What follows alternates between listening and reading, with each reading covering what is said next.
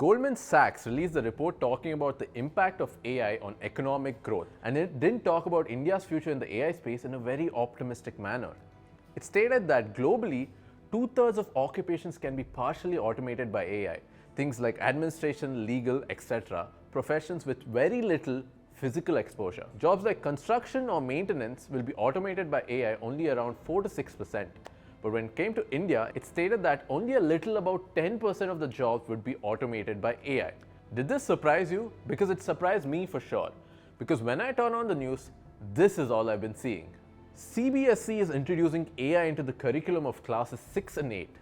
The Supreme Court of India is using AI tools to translate oral proceedings.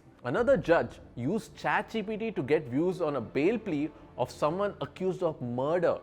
Finance Minister Nirmala Sitharaman said at the Union Budget in 2019 that the government would offer skill-based training in AI, big data, robotics for 10 million Indian youths. The Ministry of Defence and DRDO have already set up AI centers for excellence at multiple facilities for research, development and for the use of AI in the Indian Army. There is so much happening in India to get ahead of AI in technology, both in the government and the private sectors.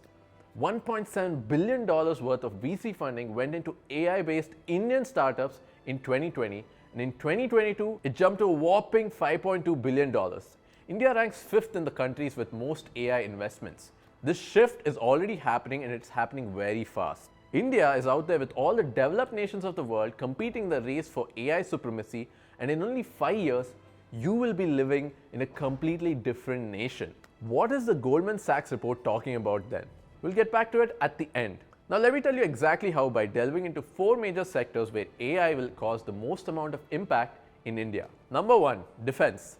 In 2019, Prime Minister Narendra Modi announced that by 2024, there will be 25 AI-based products operational in the Indian Army.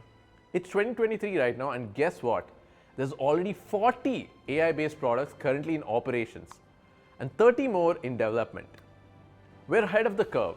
There are multiple dedicated AI research facilities like DAIPA, CAIR, DRDO YSL and WARDEC that are currently up and running. Take WARDEC for example. It's a facility that uses AI and VR to train soldiers in battle-like scenarios via simulation games. Yes, this is actually happening in India. Moreover, the Indian defense is already using AI-powered tech in facial recognition, language translation, remotely operated weapon stations, robot mine detectors and intrusion detection systems. We've actually done a deep dive video on how AI is being integrated into the Indian defense system and how you as an engineer can get into this job building defense tech. So if this domain interests you, you should definitely go check it out right here. Number 2, education. As mentioned initially in this video, CBSE is taking AI very seriously by introducing it into the curriculum. This basically understates that the government of India sees AI and coding as critical skills to have going forward. But speaking about the education sector at large, there are many ways AI will have a strong impact. What AI does best is automating seemingly redundant and time-consuming tasks like clerical work, for example. Did you know that the teachers and professors at school and universities spend around 40% of their time just doing paperwork, like filing mark sheets, reports, taking attendance, all of this. All of this can be automated, which frees up the educator's time to focus on one thing only, teaching. Another area is that of personalized education. An AI tool can track a student's learning process and alert well in advance if the student has some kind of learning disability like dyslexia and alert the teacher. The teacher can then make a personalized roadmap for such students with the help of AI tools and progress much faster. Think of AI as a medium in between the teacher and the student. In this case, the teacher has an AI assistant that enables them to do their job better. The pandemic has already enabled classrooms to go from physical to digital.